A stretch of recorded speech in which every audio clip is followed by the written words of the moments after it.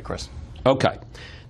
That's just one breaking news story. There's also a story on today's front page of the New York Times that reports that in an Oval Office meeting last summer about immigrants flooding into the U.S., President Trump said about people from Haiti, quote, they all have AIDS, and immigrants from Nigeria would never, quote, go back to their huts.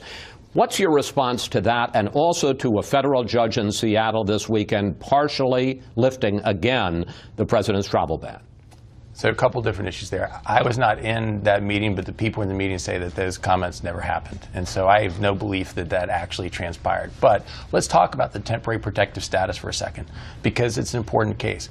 The people here from Haiti are here from an earthquake that happened roughly 10 years ago under temporary protective status. We have tens of thousands of people still in our country from Honduras and from Nicaragua from a hurricane that happened in 1999. Tens of thousands of people under temporary protective status. The president has again and again made the case that on our immigration laws, Congress needs to change these laws as opposed to continual 6-month extensions of people that are here from 10 and 20 years ago, Chris. All right, let's get to your day job. Even though you had a big success this past week, there's no rest for the weary. What's your legislative agenda for 2018, and what comes first? Well, in 2017, Chris, first, let's look at all the firsts the president accomplished. The first president to get a Supreme Court justice confirmed in the first 100 days. The first president to get 12 circuit court judges confirmed in his first year. The first one to deliver on significant tax reform since 1986. The first one to roll back regulations with 15 times signing legislation of the Congressional Review Act. Only once before in our history had a president use Congressional Review Act to roll back. So it's been an exciting 2017, but we have a lot to do in 2018. I think you'll see the president roll out infrastructure plan in January, and the president has already invited Leader McConnell and Speaker Ryan to Camp David the first weekend in January to make sure we're all on the same page about what our priorities are for 2018. Let's talk about infrastructure, because he signed the tax bill Friday. The president indicated he might begin with infrastructure. Here he is. I really do believe we're going to have a lot of bipartisan work done, and maybe we start with infrastructure, because I really believe infrastructure can be bipartisan. But while both parties want a $1 trillion program over the next decade, there's a big difference. The White House talks about $200 billion in federal money, with the rest coming from state and local governments and private investment. Democrats want the whole $100 trillion in federal funds, but say that you've already given that money away to corporations for your tax bill. So, given those huge differences, where's the basis for compromise? There's no doubt, Chris, there's a pathway forward on this. Both Democrats and Republicans say their infrastructure is crumbling and we need to fix it. But the big question remains, will Democrats put politics aside and actually work with us? They need to meet us halfway. So far, when you talk about confirmations and our appointees to serve in administration, in all since George H.W. Bush, there were 32 filibusters on nominees. We've had 64 in our first year. Twice as many of 20 years combined. We've had twice as many in 1 year. Democrats have looked to obstruct this administration at every chance they can get. The question for them is, will they actually partner with us to try to do things for the American people? All right, on infrastructure, they want all federal money. You want only $200 billion, with the rest coming from state, local, and private. They say the private would be a corporate giveaway. So where's the deal? I think that I'm not going to get in front of the president. His plan is going to roll out in January, Chris, but I'm very confident. We've had conversations with Democrats. I think there's a willingness on the policy to get there. The question remains, will politics prevent it? Okay, let's talk about another area with a lot of politics, because I think it's fair to say that there's a deal to be made on immigration. The Democrats want the dreamers, the young people who came into this country as children, as illegal immigrants, to get some permanent legal status. In return, what are you asking for in terms of border enforcement, and does there have to be at least some funding for the president's border wall? Chris, the president put forward to Congress when he said that the deferred action for childhood arrivals was not constitutional. He put forward to Congress the principles he wanted, which included border security, it included interior enforcement, and included a couple of additions to ending chain migration. Those were the things that we asked for. We put that forward to Congress months ago. We're waiting for Congress to provide to us a proposal to get it done. But you're right. The president very much wants a deal here. He wants to solve this problem. One of the things you did not mention just now is the border wall. Well, I did. In border security, we very much consider a physical barrier part of the border security. Is that non-negotiable, funding for the border wall? Absolutely something the president has promised, and it's not that it's non-negotiable. It's what America needs. It's in our national security interest to prevent drug cartels, to prevent MS-13, and to secure our border. Okay. Then You've got a lot of busy stuff in 2017. There's health care reform. Here's what the president said about the repeal of the individual mandate that was part of the tax bill this week. Obamacare has been repealed in this bill. We didn't want to bring it up. I told people specifically, be quiet with the fake news media because I don't want them talking too much about it.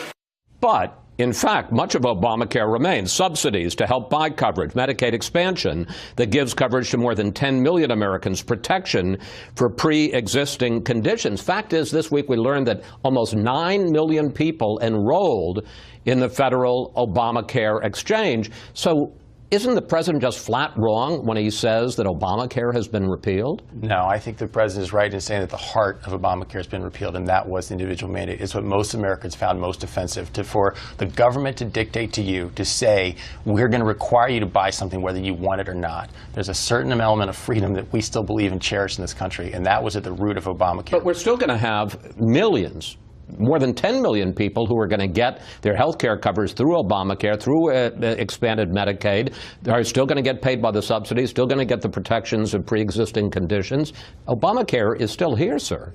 Obamacare continues to collapse. The estimates were there would be 20 million more today than there are. And so, yes, there are 9 million that have signed up, but it's way short of the estimates. It continues to fall apart. It continues to collapse. What the administration is looking to do is to shore up the markets through administrative actions that we can take, such as you saw the president sign an executive order allowing associated health plans so that more people can pool their resources together to help lower premiums. We will continue to see us take administrative action on Obamacare. Finally, I want to ask you about a couple of foreign affairs issues. President Trump issued a threat this week to countries at the UN not to oppose his decision to recognize Jerusalem as the capital of Israel. Here he is.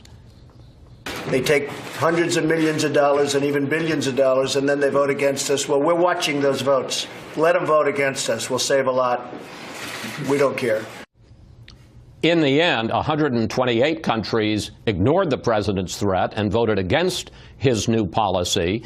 But the fact is that the only countries besides Israel that get as much as $1 billion in foreign aid that he's talking about perhaps doing away with are two allies, Egypt and Jordan. So is he really mean what he says about cutting aid either to countries like Egypt and Jordan or to the UN itself?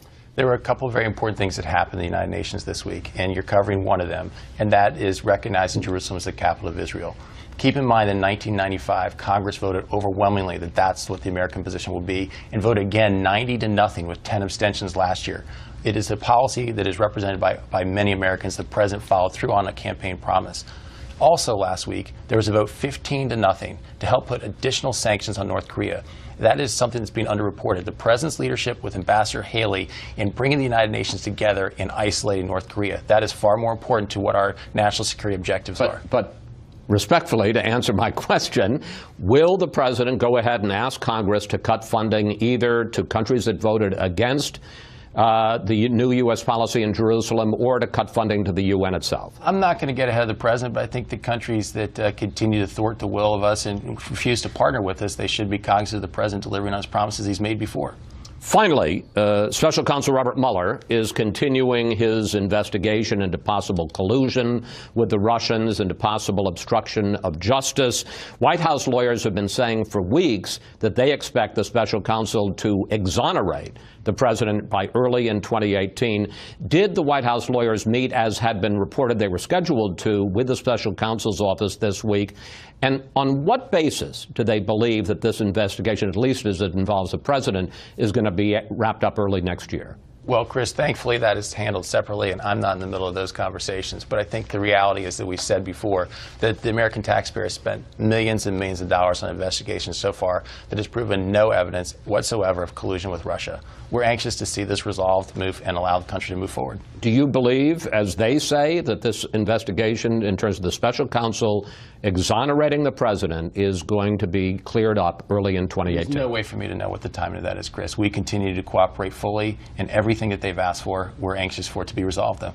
I got to say, Mark, I had a lot of things to ask you, and we got them all in. Thank you. Thank you especially for coming in on Christmas Eve. Merry Christmas to you and your family. Merry Christmas, sir. Up next, what are the chances for bipartisan compromise in Congress in the new year? Democratic Senator Ben Cardin weighs in on that. and what grade he gives Donald Trump's year one when Fox News Sunday comes right back. On Fox.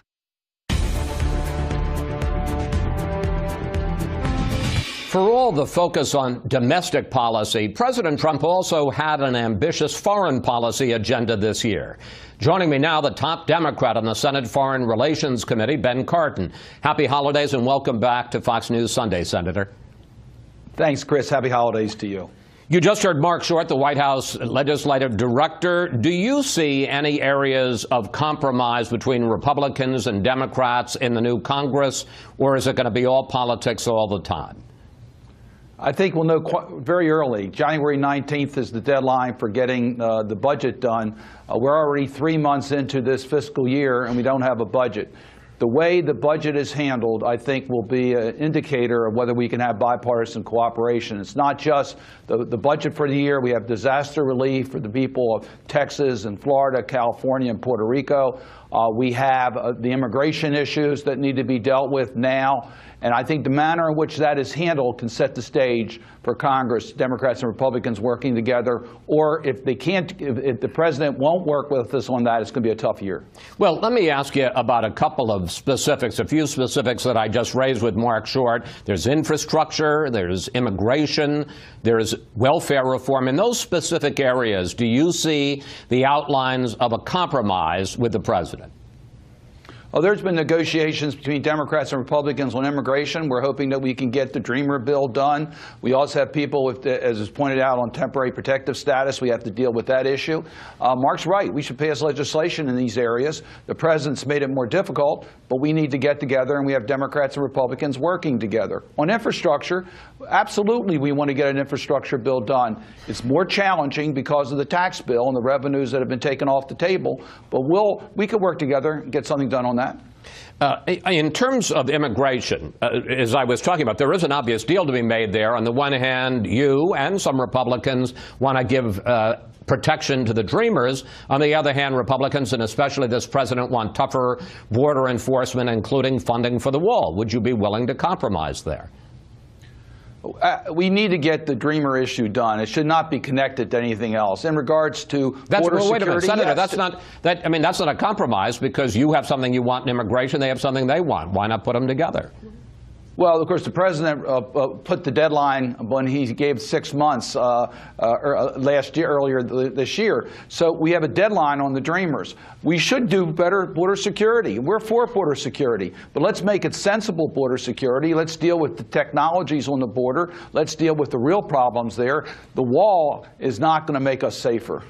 All right, let's turn to your particular area of expertise, which is foreign policy. You heard my discussion just now with Mark Short about the Trump administration issuing a threat to the UN and to its member nations about not voting against his decision to move the U.S. Embassy from Tel Aviv to Jerusalem. Here at the UN was our ambassador, Nikki Haley. No vote in the United Nations will make any difference on that. But this vote will make a difference on how Americans look at the UN and on how we look at countries who disrespect us in the UN. And this vote will be remembered. Senator, what do you make of the president issuing that threat, and what happens in Congress if the president tries to make good on the threat and to cut funding either to some of the countries that opposed us or to the UN itself? Well, first, as has been pointed out, the United States recognizing Jerusalem as the capital of Israel, the Congress did that in 1995. The country has the right to determine its own capital. I don't think it was a controversial move, but the manner in which he handled it, without using diplomacy, without trying to advance the peace process, using this to put other issues on the table so we could get the Palestinians and Israelis talking together, that, I think, was the mistake. So the reaction in the United Nations, I think, was expected. I don't know whether it's useful to make threats. We do watch how the countries in the United Nations vote on our resolutions. We always do that. But I think the manner in which the president handled this is not in our best national security interest. interest. All right, let's turn to another subject. The U.S. pushed a resolution through the UN Security Council on Friday imposing new sanctions against North Korea, including sharp new limits on petroleum shipments to North Korea. And the vote got the support of both China and Russia. It was 15-0 in the Security Council. Doesn't that indicate that the Trump administration diplomacy to try to build up international support against North Korea is working? That was a good move. That was a major accomplishment. I give our team a lot of credit for getting that done. There are pretty strong additional sanctions to be imposed against North Korea because of their continued testing of ballistic missiles. So that is absolutely, it was a strong move forward. It was great to see China and Russia join us in that. It now needs to be followed up with diplomacy, where we get China and the United States working with the same strategy with North Korea to find a way that we can ease the tension and get North Korea to change directions. So it was a good first step. Another trouble spot, Ukraine. The president has agreed to sell lethal weapons to Ukraine, including anti-tank missiles, to fight the pro-Russian separatist forces there. This is a move that President Obama has consistently for years refused to make. Will you support that, or will you try to block the sale in Congress? I talked to Secretary Tillerson earlier this week. I support the administration's decision to provide these types of defensive weapons for the Ukrainians. It's a clear message to Russia that we will not allow them to continue to compromise the sovereignty of Ukraine. Russia will continue to push as far as they can. It was important for the United States to tell Russia that we will support Ukraine's ability to defend itself. So I support the decision.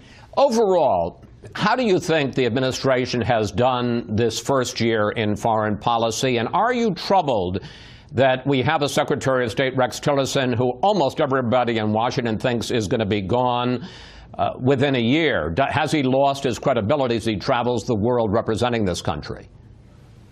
In many respects, our foreign policy is inconsistent. We'll have a policy coming out of the State Department or coming out from people that are representing the White House, and then have the president come out with a tweet that totally undermines that. We saw that in North Korea when Secretary Tillerson was pursuing diplomacy, and then the president undercut his ability with a tweet. So I think we found from the president he doesn't always support his team, and therefore we have an inconsistent message.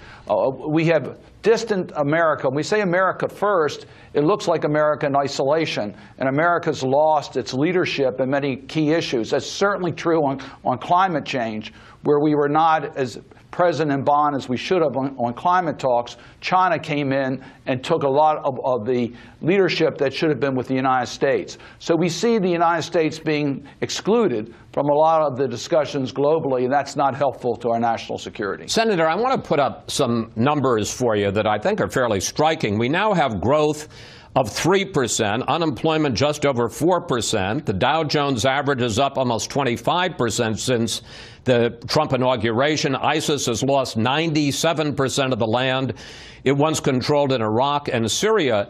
For all the controversies, for all the questions about this administration, when you look back on all of that, hasn't President Trump had a pretty good year? I think it reflects the fact that America is the strongest nation in the world, that what we can do, this country really is indispensable to the global community, and that there were seeds planted by both Democratic and Republican administrations that have caused us to continue to grow. But as we do that, there's a lot of Americans who have been left behind. And I think that's the key challenge. We have a shrinking middle class. We've got to focus on a growing middle class. And I think there was a missed opportunity on this tax bill where it helped basically large corporations and high-income people. If we could have focused on middle income, we could have, I think, helped grow the middle class, which would have been good for our future. Things are good. They could be better, and let's concentrate on middle-income families. Okay, I got less than a minute left. I want to ask you about one last area. Congress has been investigating the whole Russia issue for about a year. The Justice Department has been investigating possible ties between the Trump campaign and Russia for a year and a half. Really, two questions. First of all, do you feel any urgency to wrap this up, to remove the cloud over our president if it can be removed? And secondly, what do you think of the tweets, and it's continued this week, on the attacks against the FBI? I think it's critically important that we respect the independence of the Department of Justice and the FBI. No one's above the law. Let Mr. Mueller do his investigation without interference from the president. In regards to this investigation, I hope it is completed early. I think the American people need to understand exactly what Russia was doing here in the United States and the involvement with the Trump campaign. It would be helpful for this country to have as much that information made available as quickly as possible. Senator Cardin, thank you. Thanks for your time, and happy holidays to you and your family, sir. Thanks, Chris. Same to you. Up next, we'll bring in our Sunday group to look back at 2017. Plus, what would you like to ask the panel about the president's first year in office?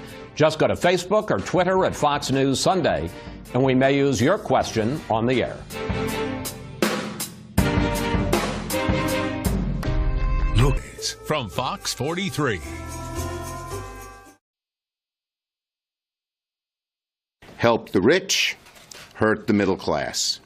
The whole year can be summed up in that one sentence. And unfortunately, the Democrats don't like to see tax cutting. They like to see tax increases. And they like to complain. But they don't get it done, unfortunately. But they complain a lot. President Trump and Senate Democratic leader Chuck Schumer wrapping up 2017 with two very different takes on Congress passing the Republican tax bill. And it's time now for our Sunday group. Former National Security Council staffer and now a Fox News correspondent, Jillian Turner, columnist for The Hill, Juan Williams, Bob Woodward from The Washington Post, and Fox News politics editor Chris Steyerwalt. Merry Christmas Eve to all of you, and thank you for coming in. Jillian, there were certainly times this year when it appeared that the Trump presidency was headed off the tracks. But when you look back at the numbers that the economic numbers I just showed Senator Cardin, the success with ISIS, now the passage of the signature tax cut bill, has 2017 turned out to be a pretty good year for President Trump? It's definitely ending on a high note, is the way that I would describe it. Specifically with the stock market booming, on the foreign policy side of things, ISIS has been really the sweet spot for the administration this year. The United States military has decimated their strongholds in Iraq and Syria, essentially denying them any claims to a legitimate caliphate. The challenge on this and many other issues is that the world, at the risk of sounding trite, the world is a complex place today, and the nature of all the threats we face as a nation are changing. They're evolving very quickly. So if we take ISIS as an example, we have had great success militarily. The new front in the war on terror next year and beyond is really going to be in cyberspace. So the question is, how quickly can the administration adapt? How can they take these policy successes and translate them in the future? We ask you for questions for the panel, and we got this on Facebook from Christopher Fauver, who writes, is Trump going to be another Reagan? Thought to be a lightweight, but gets conservative agenda put in action. Juan, how do you answer, Christopher? Well, I think if you look at the past year, picking up on what Jillian was saying, you'd have to say that in terms of putting conservative judges on the courts, in terms of things like the dismantling of regulations, the regulatory state, Trump has had some success. Or I would say, actually, Paul Ryan and Mitch McConnell have had success while using Trump almost as a distraction. To me, when you think about Ronald Reagan, it was the ability to negotiate at times across the aisle. I don't think Trump has that. I'm not sure I can point to one Republican who would say he voted for the tax bill because of Trump. I think the deals were struck by, for example, in the Senate, McConnell, Anwar drilling for Lisa Murkowski, something of a promise on health care going to Susan Collins of Maine, something promised about immigration reform to Jeff Flake. That's the so-called swamp that Trump once promised to drain. Actually, McConnell, I think, has poured some water and muck into that swamp. One of the president's complaints is that he doesn't get a fair shake from the mainstream media. Mr. Williams, a perfect example of that. Here was the president on Friday as he signed the tax bill. Legislative approvals, for which I'm given no credit in the mainstream media. We have, I believe it's 88, which is #1 in the history of our country. Chris, is this presidency the hot mess it's often portrayed as being, or does President Trump have a point? Well, I think he very much has a point. I think he has a point that much of the coverage about him has been withering and unfairly so.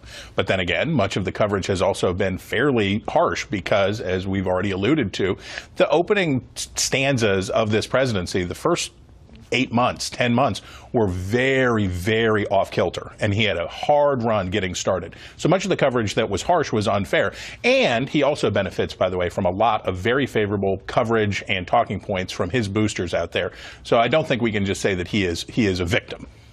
Bob, I want to continue on this theme. You're writing a book about Donald Trump that's going to come out next year. At an undetermined date. You're having problems making the deadline with your editor? There's so much, and getting your arms around it is difficult. It's hard. Trying to rush the process. Well, wait. What are you finding? Is part of the story how much he has changed as president, or how little he's changed as president? Well, I can't really answer that. And what's interesting, there's a discussion going on about whether there is within the Trump presidency a crisis of legitimacy. And I think as you look back on it, there is not, actually. He was elected. Ben Cardin, Democrat, was saying, gee, I agree with this, I agree with that. Much disagreement on the tax cut, but we're going to see. As we know, in tax cuts, it depends on outcomes. The condition of the economy is good now, supposedly. We will see. So that can't be measured. So at the same time, there's been a lot of turmoil in the Trump presidency. One of the people I talked to called it a chaos furnace. And there's a lot of truth in that, and that's Trump's style. And a lot of that is done intentionally with his tweets in the morning, which you talk to anyone on the staff, and there is no clearinghouse for his tweets. He's going to do it all on his own. And that's defined a lot. Do you agree with, I'm surprised is a consensus, it seems to be on this panel, that the president has ended the year much stronger than he started? Well, the tax cut's important, and look at foreign affairs. There's been lots of anxiety, rightfully so, that maybe there's going to be a war with North Korea. I think that's been turned down. ISIS is a plus, maybe, but we'll have to see. I mean, you're exactly right. It is a dangerous world, but the fuse of instability is lit in so many countries, and the crisis can come from a place we least expected. I'm looking at this, and there are dozens of places that can go off and wind up defining the presidency. And so, that's why I'm waiting to finish the book. Gillian, how does this president compare both in substance and style points to the two presidents that you work for in the National Security Council, Bush 43 and Obama? I think it's fair to say that President Trump is different in every way imaginable, both and they were very different from one another, President Obama and President Bush. President Trump is temperamentally different. I think his worldview is different from any president we've potentially seen before. And I think what he is, the end of the year always offers this opportunity to sort of talk about lessons learned. And I think one of the things the administration has done well is that they've learned to adapt some fairly outlandish policy ideas to suit the swamp and to suit the Congress. And they've become, there's no better example than the travel ban, the president's beloved travel ban. If you look at the first version, it was fairly outrageous. Everything from what it said on paper to how it was rolled out.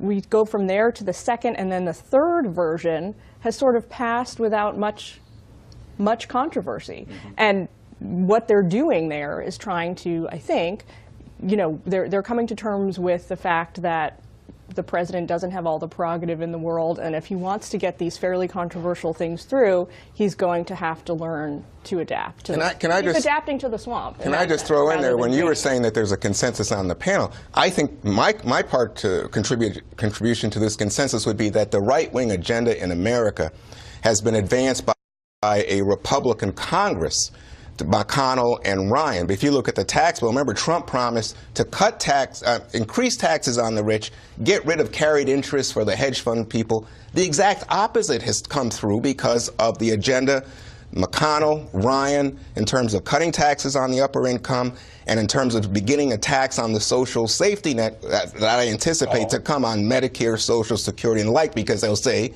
the revenue's not there. I think you can rest easy, Mr. Williams. I do not think that is in the offing at any time soon. You don't think that Paul Ryan has promised that? Well, I'm sure they promised. Folks, you have another panel, and I don't want you to steal time from yourselves on the other side of the break.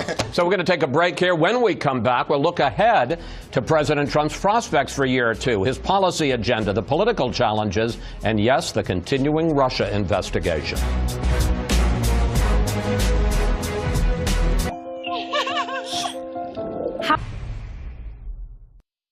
It's always a lot of fun when you win.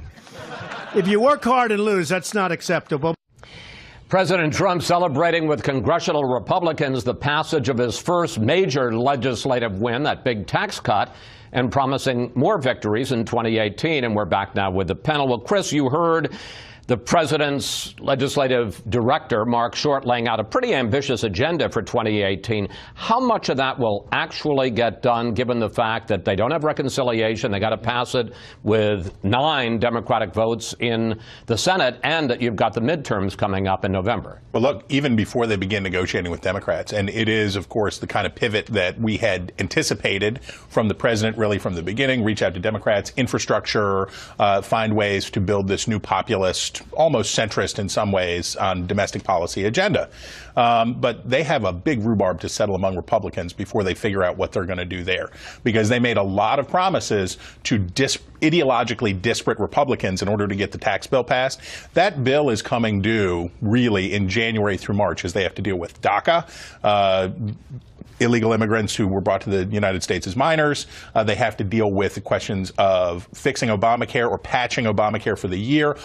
Different promises to different people. And then on top of that, you want to talk about changing entitlement reform. Rand Paul closes the year in the Senate saying, we're coming back, we're cutting spending, we're coming back, we're cutting welfare. And tell me how you make that all fit.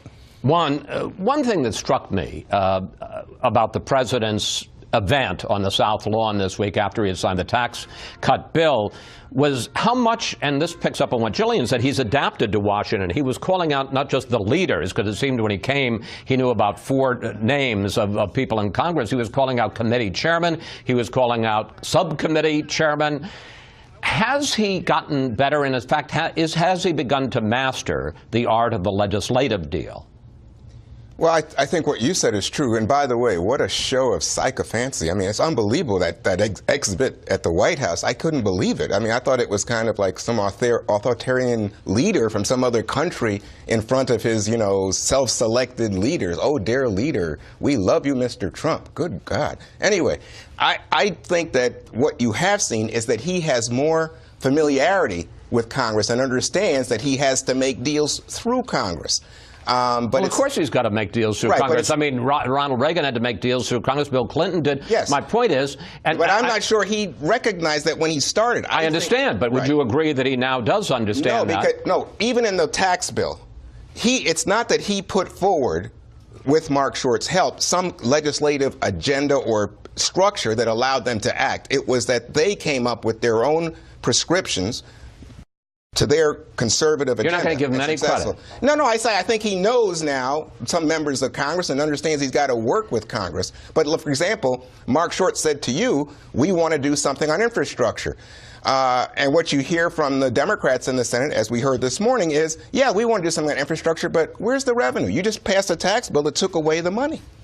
No, that's true. That was $1 trillion that they wanted to get, that they were going to put into infrastructure. Now it's only another $1 trillion they got to find. It's over 10 years. Anyway, casting a shadow over everything is a continuing investigation of Russia. Senate Democratic leader Chuck Schumer put the president on notice this week. If the president were to fire special counsel Mueller, our country would face a constitutional crisis.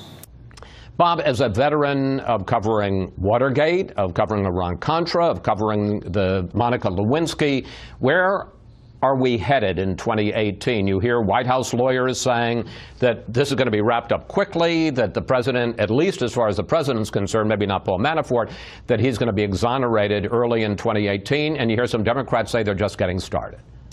My analysis and information is that we reporters and the public only know a sliver of what's going on in that investigation, and we also only know a sliver of what really happened.